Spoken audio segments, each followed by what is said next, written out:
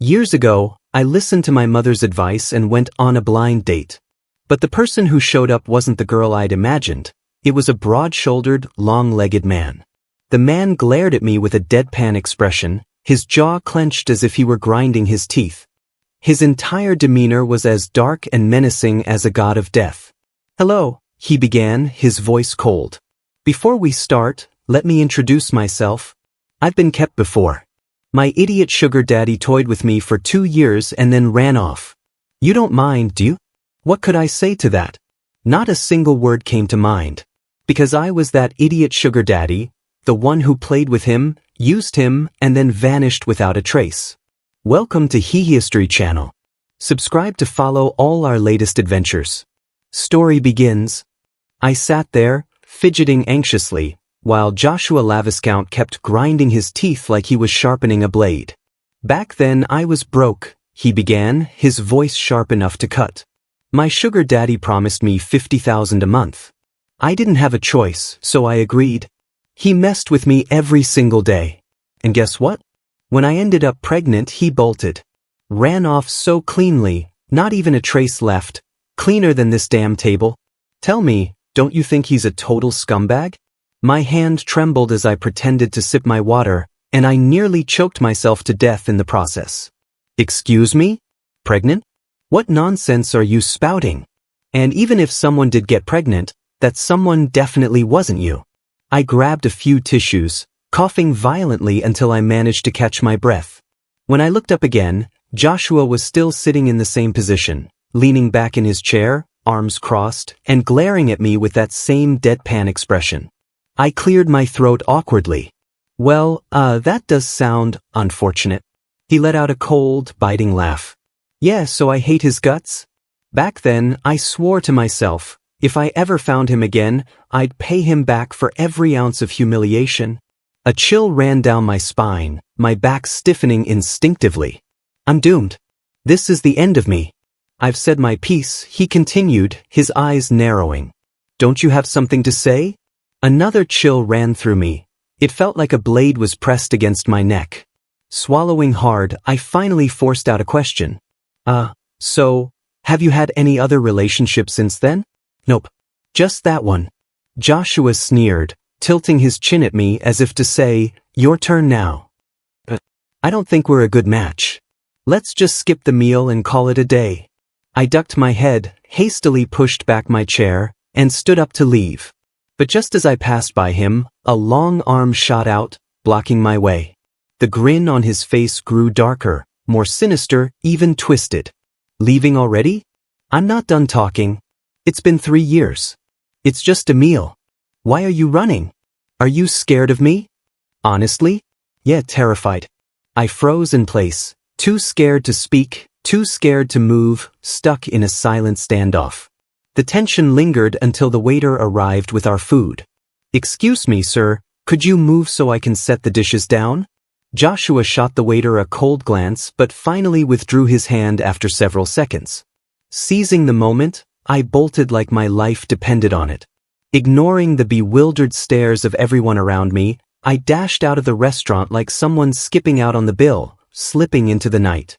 Yes, I had indeed kept Joshua Laviscount as my lover for 2 years. Back then, he was just a poor college student scraping by on part-time jobs, while I was an arrogant, wealthy heir.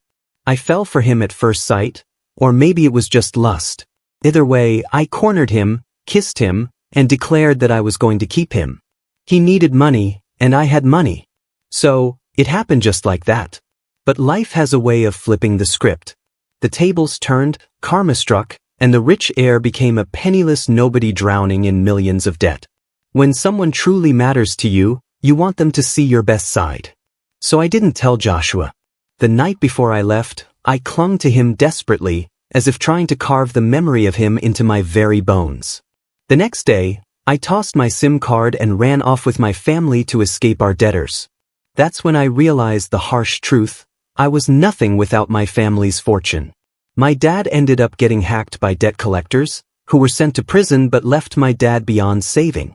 My mom was so stressed that she had a heart attack. On one side, we couldn't pay the debts, and on the other, the hospital bills were piling up. I'd never been a smoker, but that day, I finished an entire pack, debating whether to accept the offer of a bald boss who wanted to keep me as his lover. By the time I stubbed out the last cigarette, I couldn't stomach the idea. Selling a kidney sounded better. Just as I was about to check the local utility polls for shady ads, the hospital called. The bill had been paid. The one who helped me was an old friend of my dad's, someone who'd been with him in the early days of his business. He sighed for 2 days before paying off all our debts. I promised him I'd pay him back, even if it took my whole life. He just shook his head, patted my shoulder, and told me to take good care of my mom. And just like that, 3 years passed. Even though I dreamed of Joshua every night during those years, I never tried to contact him. So how did he find me now? When you're broke, your one guiding principle in life is saving money. That's why, for the 2 kilometers home, I decided to walk. The streets were quiet, most shops already closed for the night. And perhaps because it was so quiet, the feeling of being watched was unmistakable. Someone was following me. Having been chased by debt collectors before, I was extremely sensitive to this sort of thing. I quickened my pace, and when that didn't work, I broke into a run. But just as I passed the entrance of a narrow alley, someone grabbed me and dragged me in. The man pinning me against the wall had a rough, intimidating face. I didn't recognize him. "Hand over your money if you want to live. Make it quick," he growled. "End of the year, huh? Guess even muggers are rushing to hit their KPIs. I bit my lip, trying to keep my voice steady. Big bro, I don't have any cash on me. My date paid for dinner, you see. Besides, it's all about mobile payments these days. Who carries cash anymore?" The man's eyes widened with rage, and before I could react, he kicked me hard in the stomach. The pain was so intense that I nearly collapsed to my knees. "Don't screw with me," he snarled. "You look like a rich boy with that smooth skin of yours. Hand over anything valuable." I grimaced. It wasn't that I didn't want to give him anything. It was that I literally had nothing to give. Seeing me hesitate, the man cursed and raised a knife, ready to stab me. Just as I braced myself for a fight, the man was yanked backward by his hair, slammed to the ground, and pummeled mercilessly. The punches were so brutal, they made my own stomach hurt just watching. The would-be mugger screamed for mercy before scrambling away like a beaten dog.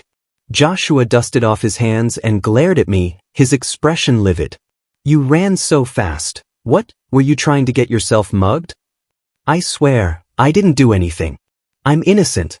But that didn't stop the fear crawling under my skin because Joshua Laviscount clearly had no qualms about breaking my legs, and I was no match for him. He glared at me like a predator sizing up its prey, his expression cold and menacing. After a long, tense 10 seconds, he grabbed my hand and dragged me along like some sort of bandit. I had no choice but to follow. But the spot where I'd been kicked hurt like hell, and I wasn't paying attention to my steps. My foot caught on something, and I nearly went sprawling face first onto the pavement. Before I hit the ground, though, Joshua caught me with quick reflexes, steadying me with an iron grip. He frowned, his sharp eyes scanning me from head to toe before landing on my awkwardly positioned right leg. "You're hurt." I avoided his gaze, looking anywhere but at him. "Ricardo got kicked. It hurts a little." His face remained stony, but the frost in his gaze was enough to drop the temperature by several degrees. It was already freezing in winter, but now it felt downright Arctic. After a long silence, he crouched down and rolled up my pants leg. I felt a little uncomfortable, itching to pull away, but I didn't dare.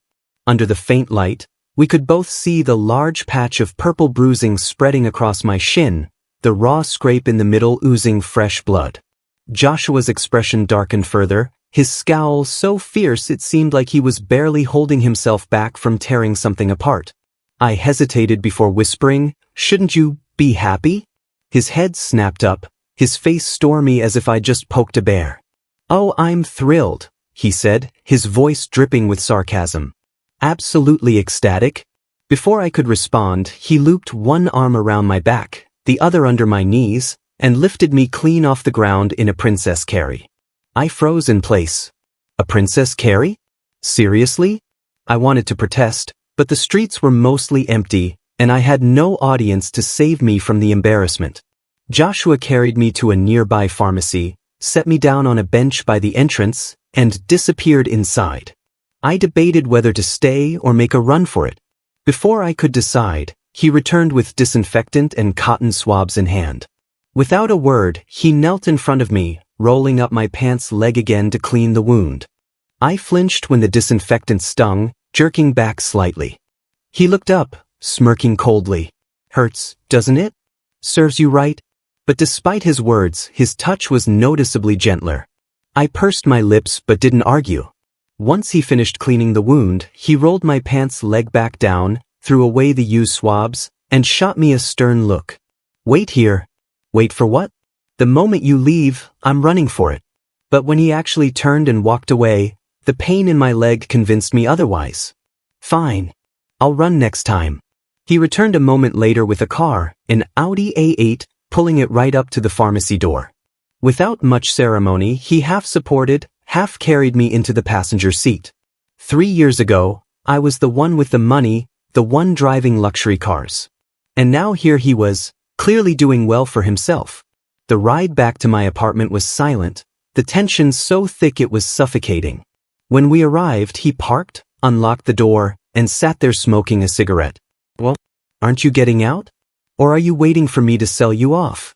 Rolling my eyes, I opened the door, climbed out, and limped my way upstairs. When I glanced back from my window, his car was still there. It stayed there for the next hour while I chatted with my mom. Even after I showered and got ready for bed, the car didn't leave until much later. What a weirdo.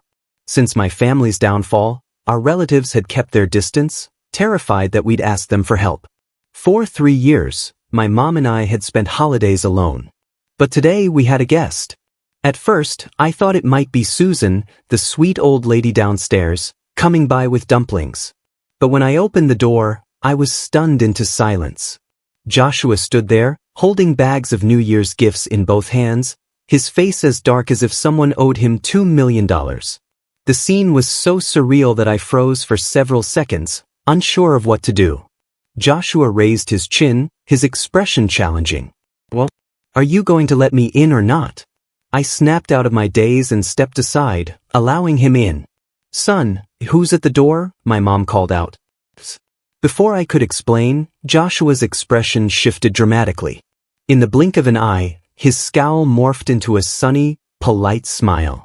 "Hello, Auntie. I'm Joshua Laviscount, Ricardo's blind date from last night." My heart nearly stopped. What? My mom didn't even know about my past with Joshua. And she's the one who set me up with the blind date. How could it possibly have been him? I looked at her, worried she might faint from the shock, but she simply let out a long "oh," her gaze darting between the two of us. Then she smiled warmly. "Oh, I see. What a handsome young man. Come in, come in. What just happened?" My mom practically dragged Joshua inside, gushing over him. "You didn't have to bring so much. Come sit down, I'll cut up some fruit for you." After she disappeared into the kitchen, Joshua dropped the act and slouched on the couch, his usual scowl back in place. This guy should seriously consider acting as a career. I poured him a glass of water and muttered, "Why are you here?" He glanced around the modest apartment, his lips curling into a faint smirk. "I just wanted to see how pathetic your life has become. Makes me feel better." I rubbed my nose, embarrassed. The apartment was an old building with peeling walls and a faint musty smell. But hey, at least I had a roof over my head. "Yeah, it's not great, but it's better than nothing. Didn't you live like this once too?" Joshua snorted but didn't respond. The awkward silence lingered until my mom came back with a tray of fruit. After a bit of polite conversation, she returned to the kitchen to prepare dinner, leaving us alone again. I sat there stiffly, feeling like I was meeting my future in-laws in some bizarre reversal of roles. But this was my house. After an eternity, Joshua finally broke the silence. "Roll up your pants?" "What?" He gestured at my injured leg with a pointed look. "Oh, right."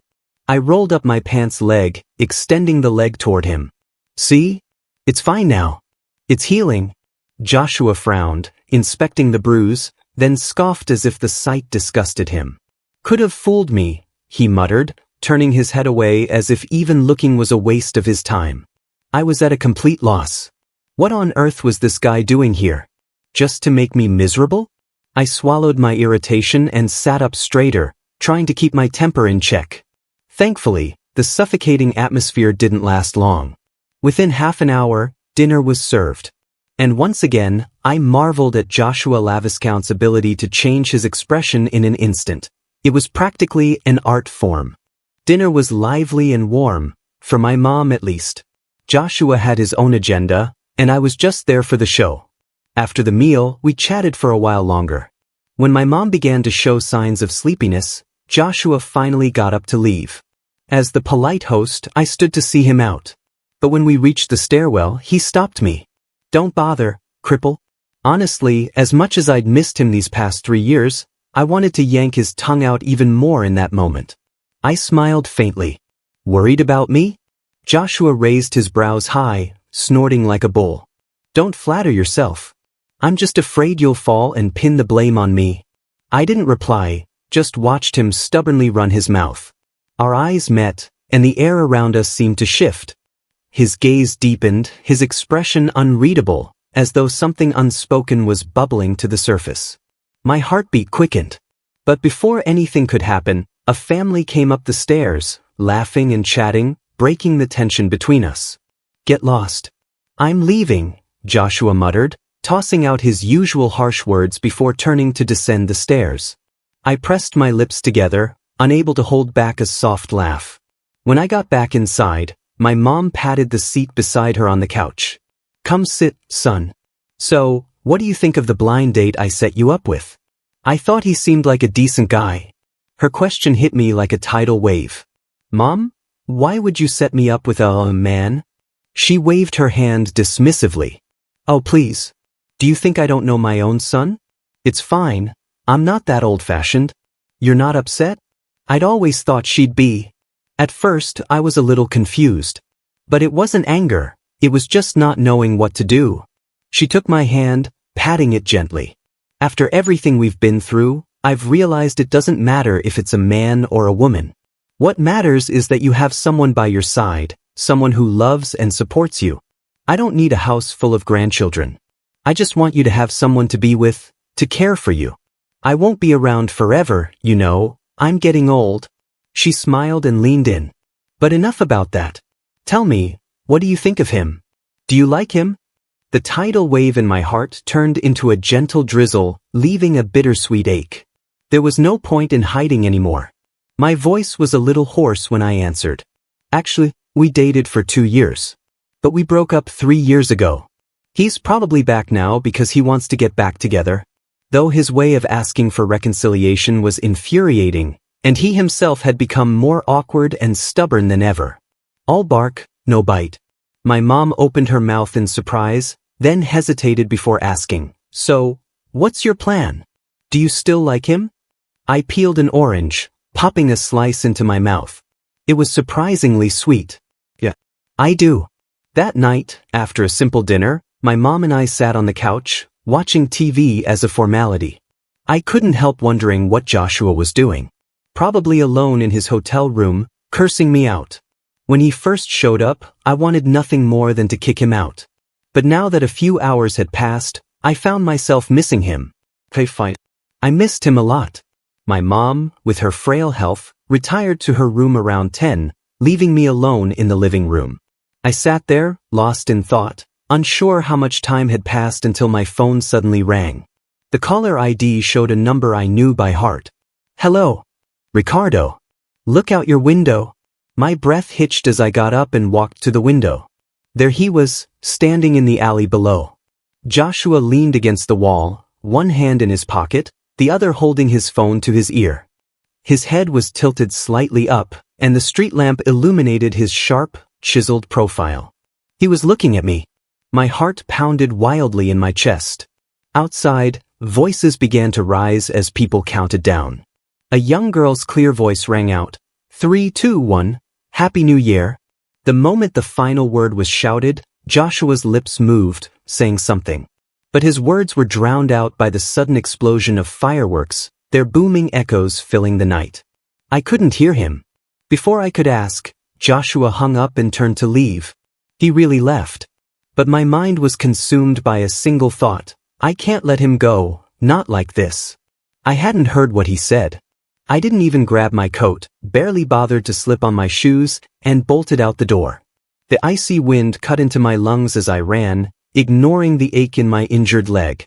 When I reached the alley, there was no one there. I pushed forward, running toward the main road, until I spotted a familiar car parked by the curb. Just as I was about to approach it, a pair of iron-strong hands grabbed me and yanked me into a side alley. Joshua pinned me against the wall, the impact making my back ache slightly. His hand cushioned the back of my head, shielding it from the rough surface. Looking for me? His voice was low, rough, and dangerously close. What for him? I steadied my breathing, my eyes locking with his. A sudden urge swelled in my chest, an urge to tell him how much I had truly, desperately missed him over the past 3 years. But before the rest of the words could escape, his hand gripped my neck, and his lips crashed into mine with a searing, unrelenting force. It wasn't just a kiss, it was a storm. Every ounce of anger, resentment, longing, and love he had bottled up spilled out in that kiss. It was punishing and raw, leaving no room for resistance. Our lips moved together, his dominance overwhelming, relentless. My heartbeat, wild and erratic, began to synchronize with his. Without thinking, my hands reached up to cling to his shoulders. Above us, fireworks burst and bloomed, their fleeting light illuminating this narrow, intimate corner of the alley. Heat rose steadily between us, threatening to consume everything. I caught his hand as it ventured lower. Into the car, I stammered, breathless. The car might never recover from what just happened. Joshua was more intense, more feral than he'd ever been before, as if the world were ending before sunrise. At one point, I genuinely feared the car would collapse under the strain. When it was over, both of us were drenched in sweat, the windows fogged with condensation. A blanket and his down jacket were draped over me as I lay sprawled across his chest, my ear pressed to the steady rhythm of his heart. Moving felt like too much effort. His heartbeat gradually slowed to a calm, even tempo. After a while, he reached to the side and fumbled for my phone. I heard the familiar chime of it unlocking as he keyed in a series of numbers he still remembered. The screen glowed brightly, its light cutting through the haze. Above me, he let out a low, mocking chuckle. He was clearly thrilled but couldn't resist being insufferable about it. I ignored him, too tired to engage. After fiddling with my phone for a moment, he grabbed my chin, forcing me to look at the screen he shoved in front of my face. I know you're broke right now. Here's the payment for tonight. As long as you serve me well, I squinted at the screen showing a pending transfer of $20,000 and lazily batted it aside, burying my face back into his chest. Shut up. I'm tired. Let me sleep, I muttered, nuzzling into him. Joshua was silent for a moment, likely stunned into speechlessness. After a long pause, he pulled the down jacket higher over me, shifted onto his side, and tucked me securely into his arms. One hand became my pillow, the other rested gently on my waist. He pressed a soft kiss to the crown of my head. Not another word was spoken. The car was cramped, forcing us to stay close, our bodies practically molded together. In the warmth of the embrace I had dreamed of for 3 years, I drifted into the deepest, most peaceful sleep I'd had in ages. For once, I didn't dream. I woke as the sky began to brighten. If I didn't leave now, my mom would wake up and start worrying, not to mention the early rising neighbors who'd soon be out and about. Carefully, I pried Joshua's arm from around me, leaning down to press a light kiss to his forehead before quietly pulling on my clothes. The rustling woke him. Leaving already? He asked groggily. I zipped up my jacket and adjusted my pants. Yeah, I don't want my mom to worry. He was silent for a moment, his hands clasped behind his head as he lounged against the seat. Heh, he finally scoffed. Still running after sleeping with me. Heartless, ungrateful bastard. A wolf I'll never tame. I cut him off with a kiss, shutting him up mid-rant. After a few seconds, I pulled back and pecked the tip of his nose before giving his cheek a light pat. Happy New Year, Joshua. Go back to the hotel and get some rest. Sleep a little longer. As he stared at me, slightly dazed, I opened the door and stepped out. When I got home, the first thing I did was take a quick shower. The hot water washed away the sticky sensation clinging to my skin, easing my muscles as it flowed. Looking in the mirror afterward, I noticed the marks Joshua had left on my neck and collarbone.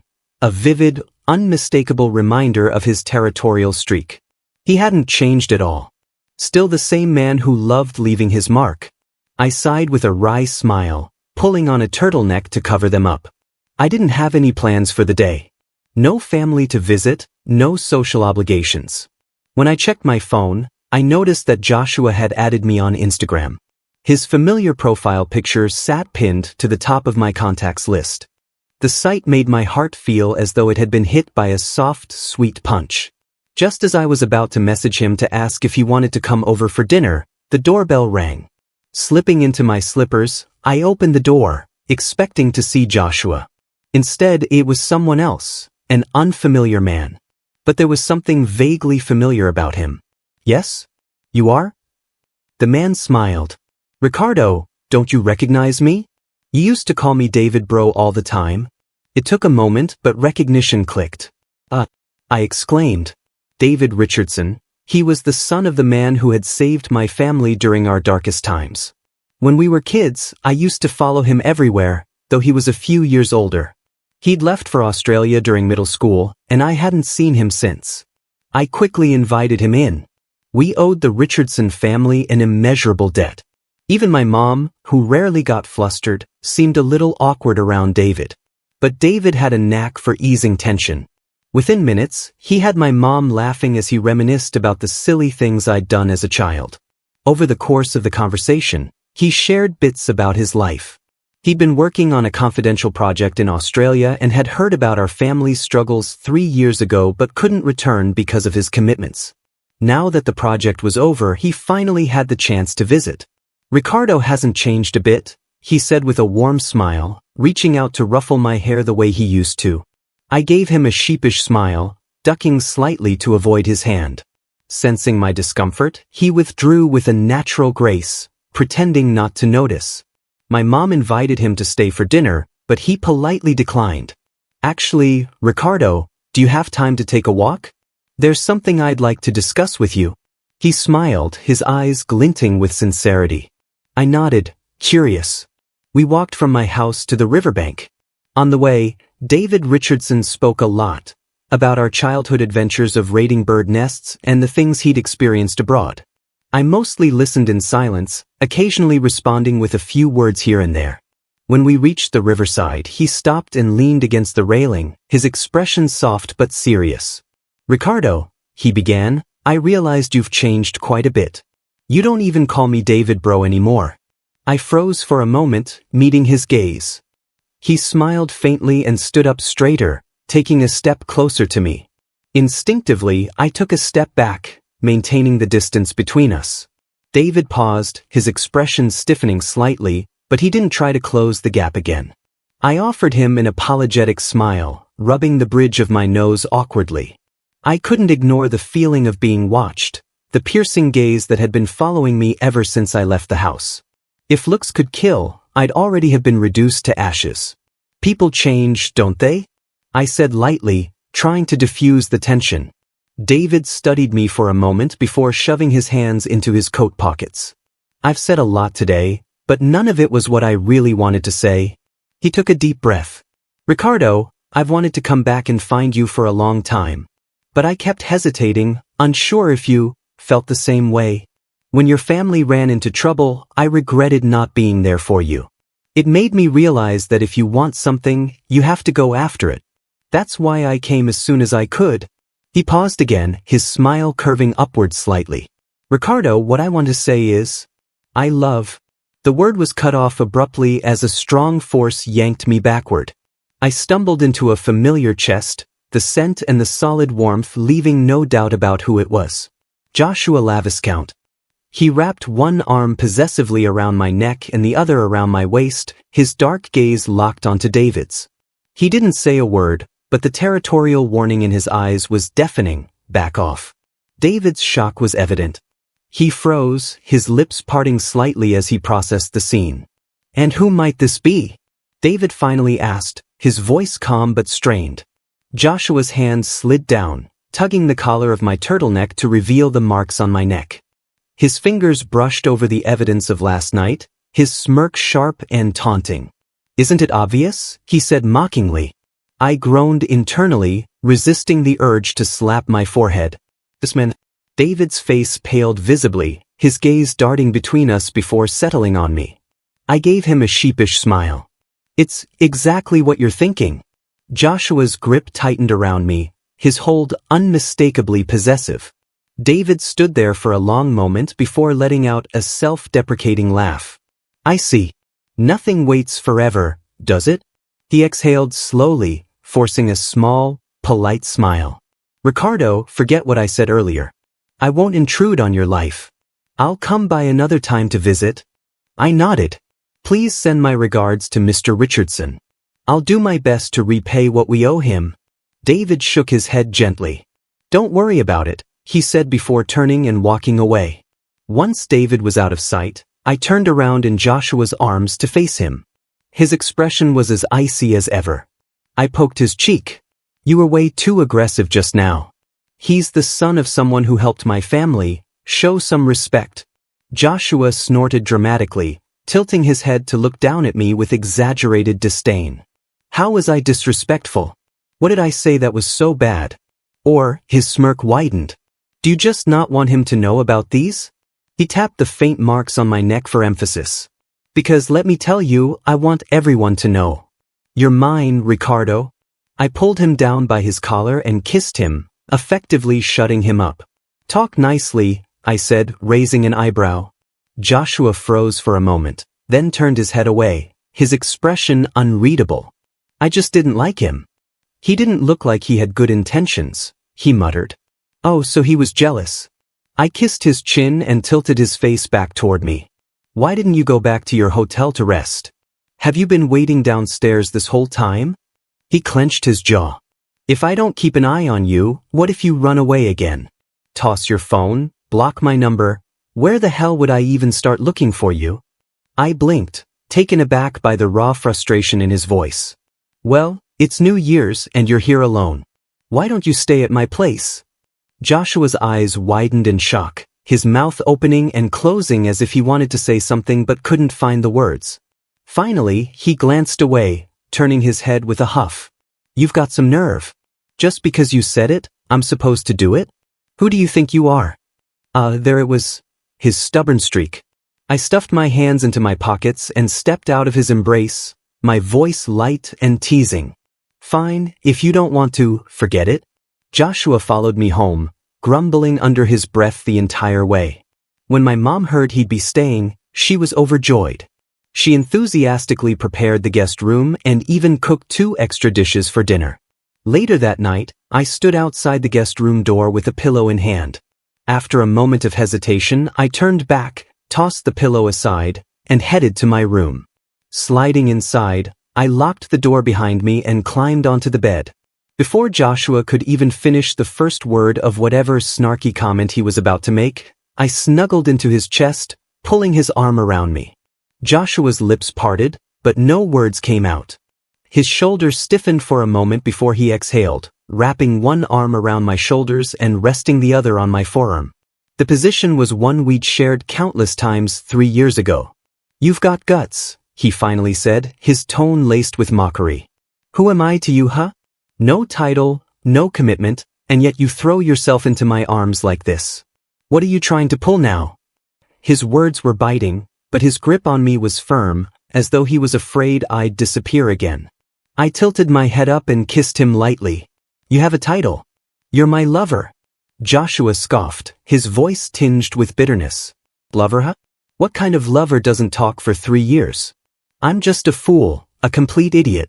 You toyed with me, used me, and I still came back for more, like a damn masochist." I whispered, "It wasn't all lies. I paid you, didn't I?" Joshua glared at me. "Say that louder, I dare you." I scratched my cheek sheepishly, then kissed him again in silent apology. "Fine. When are you heading back to City A?" I asked, changing the subject. After next week, he replied, placing my hand over his heart. I nodded. And after that? His arms tightened around me, his voice low and fierce. I'll take you with me. Lock you up so you can't run again. I laughed softly, tracing his jawline with my finger. Sweetheart, you know imprisonment is illegal, right? He didn't respond immediately. Instead, he held me closer, burying his face in my hair. Ricardo, he murmured, his voice muffled and raw. Do you have any idea how much I hated you for leaving? No word, no message for 3 years. Did you hate me that much? A lump formed in my throat, my chest tightening with guilt and regret. I shook my head. I never hated you. I loved you. I still do. I didn't want you to see me at my lowest. I didn't want to drag you down. I told him everything, what had happened to my family, how we'd fallen apart. Somehow, saying it aloud now didn't hurt as much as I thought it would. Joshua was silent for a long time.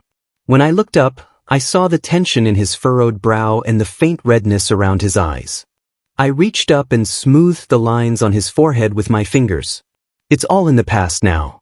I'm okay. I didn't lose myself, didn't give up, and didn't turn into some crazy villain. I'm here and I'm fine. And you found me. You still love me. That's more than enough for me. I kissed the corner of his mouth softly. Now, tell me, how did you find me? And how did you end up as my blind date? Don't tell me you knocked out my original date and took their place. Knowing you, that's entirely possible. Joshua's eyes darkened as he flipped us over, pinning me beneath him. I didn't want to beat anyone up. All I wanted was to kiss you senseless. And with that, he claimed my lips in a kiss that left no room for escape. The morning sunlight pierced through the curtains, waking me from my slumber. I lingered in Joshua Laviscount's arms for a while, relishing the warmth before deciding to head back to my room. As soon as I opened the door, I bumped straight into my mom. Me. Wait, I can explain. You're up so early, I blurted, scrambling for an excuse. Is it because I didn't try hard enough last night? If you weren't satisfied, you could have said something. Before I could finish, Joshua strolled out from behind me, his hair a messy bird's nest and his shirt halfway undone. His footsteps halted when he saw my mom. In that moment, the three of us exchanged silent, awkward glances. Joshua? My mom's gaze darted between the two of us before a mysterious smile crept onto her face. Nodding meaningfully, she turned and left with her laundry in hand. She definitely misunderstood. But explaining would only make things worse. Joshua leaned closer, wrapping an arm around me and whispering into my ear. I feel like I got the short end of the stick. You made me sleep holding you last night, claiming the walls weren't soundproof, and now I'm all pent up. Should have just gone for it. Expressionless, I pried his hand off me. Starting today, we're sleeping separately. You can sleep by yourself. The day passed quietly. Firecrackers popped incessantly outside, marking the festive atmosphere. Susan, the kind old lady downstairs, was hosting her family, and they invited my mom over. That left just me and Joshua at home. Joshua, ever the workaholic, had his laptop out, busily handling tasks even during the holidays. Meanwhile, I sprawled on the couch, my head resting on his lap as I scrolled through photos of my old university art projects on my phone. If my family hadn't fallen into ruin, I would have continued studying art. Maybe I wouldn't have had to part ways with Joshua at all. I didn't know how long I'd been scrolling when I felt his gaze on me. Looking up, I saw him watching me with an unusual calmness, his eyes quiet and tender. Even though he didn't say it, I knew he wanted to kiss me.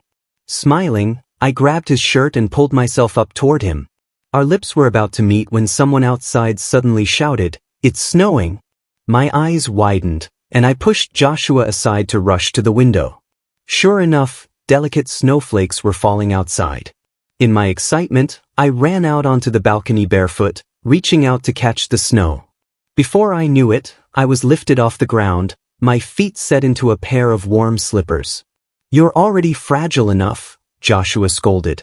"Running outside barefoot in the middle of winter, do you want to catch a cold?"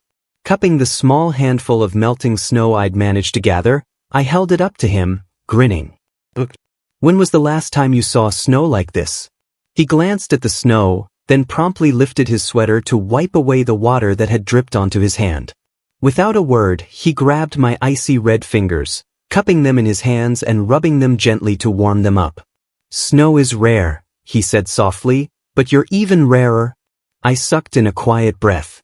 How had he gotten so good at this? His smooth talk was going straight to my heart.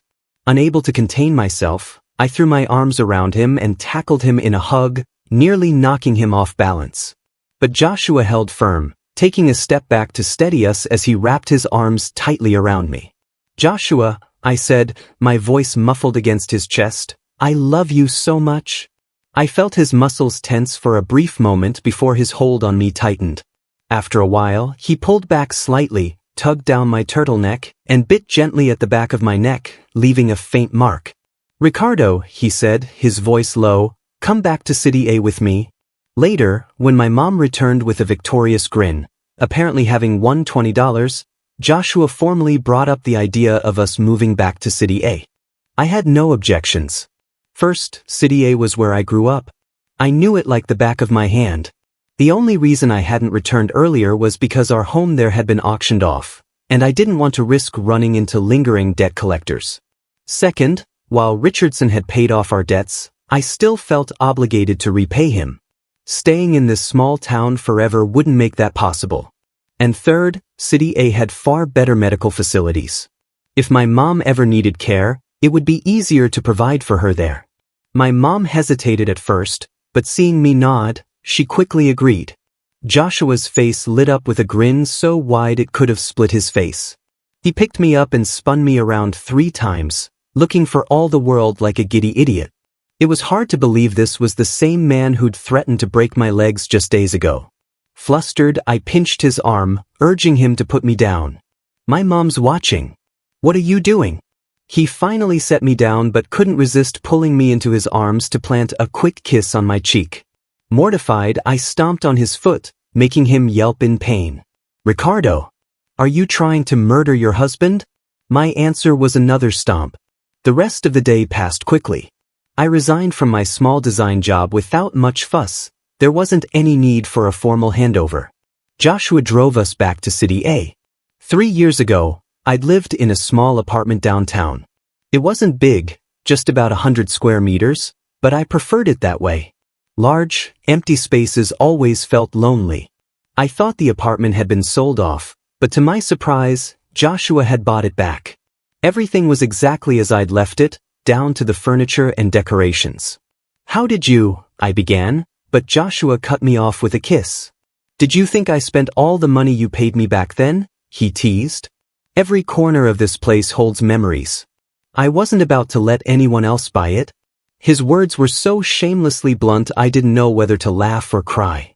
"And now," he continued, pulling me close, "your job is to stay home, give me kisses and hugs, eat with mom next door when you're hungry, and let me eat you when I get back. Got it?" Oh, and he'd bought the apartment next door too. With money came confidence, apparently. Smiling, I tilted my head up and kissed him deeply, savoring the warmth of his lips. When Joshua Laviscount's college friend, William Robbins, stormed into the room, his voice was loud enough to shake the walls. "Wait, weren't you the one who swore to beat Ricardo up, break his legs, and throw money in his face to humiliate him?" "I was," Joshua replied calmly. "Then why," William roared, pointing accusingly, "are you now spoon-feeding him soup like a doting housewife?" William Robbins, as it happened, was the only person who knew about us. He and Joshua had co-founded a tech company after college, and it was doing quite well. Joshua ignored William's outburst, finishing the last spoonful of soup and glancing at him with mild indifference. "Keep your voice down," Joshua said flatly. "Don't scare my wife." I was long past the point of reacting to Joshua's casual use of wife. It wasn't worth the energy to argue. William clicked his tongue in frustration, shaking his head as if he couldn't bear to look. Joshua stood and headed to the kitchen for a second bowl of soup. I coughed awkwardly, feeling a little self-conscious. Honestly, it was partly his fault I'd caught a cold. He'd pinned me against the wall last night for far too long, and even with indoor heating, it had been enough to make me sick. William leaned closer, lowering his voice. Tell me, he asked, his tone dripping with curiosity, what on earth did you do to make him abandon all his principles so fast? I rubbed my chin, pretending to think. Not much. I kissed him, and maybe did a little more than that. William's expression cracked like a broken window. He jabbed a finger in the direction of the kitchen, then clutched his chest as if he'd been physically wounded. That useless idiot, he exclaimed. Pathetic. Absolutely spineless. After a series of muttered curses, he turned back to me, his expression growing serious. Jokes aside, Ricardo, now that you're back, don't leave again. You didn't see what he was like before he found you. William's voice softened, tinged with genuine concern. He was a wreck. After failing to find you, he locked himself away, drinking like his life depended on it. He'd cry while he drank. I was honestly scared he'd drink himself to death. He sighed, continuing. Then he got worse. He started hoarding all your things, your clothes, anything you'd left behind. He piled it all up around himself like a nest and slept in it, clutching your shirts like they were some kind of lifeline. I couldn't stand it. I punched some sense into him and told him to throw himself into work. I said he needed money and power if he ever wanted to track you down and make you pay. And he did. He worked himself to the bone, taking on project after project, refusing to rest because he was scared. Then, earlier this year, I stumbled across a picture of you on social media. A candid shot some girl posted, calling you handsome. When I showed it to Joshua, his reaction scared the hell out of me. He looked like a man possessed. 5 minutes later, he was in his car, speeding toward you. William paused, giving me a pointed look. He's been through hell, Ricardo. Be good to him, okay? It felt like a whip had lashed across my chest. My hand gripped my thigh beneath the blankets, trying to dull the ache in my heart. I hadn't realized how badly he'd been hurt these past 3 years. Swallowing the lump in my throat, I nodded. I will. Just then, Joshua returned with the second bowl of soup. William shot him a look of utter disdain, but when it had no effect, he stretched lazily and waved us off. Fine. I'll leave you lovebirds alone. Joshua, don't forget you've got a mountain of work waiting for you at the office tomorrow. Joshua sat by the bed, blowing gently on the hot soup as if William didn't exist. With a grumble, William left, muttering to himself about spineless idiots. After finishing the soup, I tugged Joshua closer, burying my face in his chest. Joshua, I murmured. He tightened his arms around me slightly. I never apologized to you. My fingers clenched around the fabric of his shirt, my emotions a mix of bitterness and warmth. I was wrong to leave without saying anything. I'm sorry. I won't do it again. I want to stay with you. Forever. For a long time, Joshua didn't respond.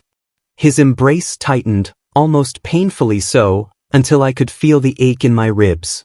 Finally, his voice broke through the silence, hoarse and raw. Even if you die, your ashes are mixing with mine. In the next life, don't even think about running. Once the holidays ended, Joshua became busier than ever. Before, he'd been scared to stop working. Now, it was sheer necessity. He often worked through lunch and stayed late at the office. To take care of him, I started bringing homemade soup to his office, courtesy of my mom's recipes. While he worked, I'd lounge on the office couch, flipping through his project reports. The technical jargon was way over my head. It might as well have been written in another language. So I'd eventually set the reports aside and just stare at him. When he finally finished, he'd sit beside me, pull me close for a kiss, and only then start eating. In my free time, I began brushing up on my art skills, preparing a new portfolio. I wanted to continue my studies if I got the chance. As for the money Richardson had lent us, I'd planned to repay it slowly over time. But Joshua had gone behind my back, using most of his savings to pay it off in one go. He'd smirked and said, if you're going to owe anyone, it's going to be me. And if you can't pay me back, you'll just have to pay with your body. Not that I had much chance to repay him physically, he was always so busy. One night, it was almost midnight, and I was dozing off on the couch when I felt a pair of arms wrap around me from behind. Groggily, I opened my eyes and touched the head nestled against my neck. Busy day? I asked softly. He nodded, his nose brushing against my skin. The project's live now. I'm all yours tomorrow. I chuckled. You don't have to baby me. Hungry? Want something to eat? Joshua kissed my cheek before standing. I'm fine. Let's go to bed. I need a shower first. As he headed to the bathroom, I dragged myself to the bed, flopping down with a sigh. When he joined me after his shower, the mattress dipped under his weight. Without thinking, I turned and curled into him, only to realize. Why aren't you wearing clothes? I laughed, pinching his arm. What kind of pervert doesn't wear pajamas at night? He pulled me closer, his hands slipping under my shirt. We're just going to take them off anyway. His touch sent a shiver down my spine, and I gasped, my breath quickening. I'm not your boss. You don't need to. Joshua bit my ear gently, cutting me off. You're not my boss, he murmured. You're my everything. Ricardo, marry me. I bit him in retaliation, laughing softly. I'm a guy. How do you expect me to marry you? He raised an eyebrow. Fine. Then you marry me. I'll be the bride. I couldn't help but laugh, wrapping my arms around him. All right, marry you, huh? Let's get the paperwork done tomorrow, pick a wedding venue the day after, and make it official. Our playful banter dissolved into kisses, sweet and lingering. That night, I dreamed of the day 5 years ago when I'd cornered him in an alley. The cocky young heir pinning the tall, handsome school heartthrob against the wall, kissing him senseless. Joshua Laviscount, I'd said, grinning. I think I like you. Are you broke? I have money. Let me take care of you. The end.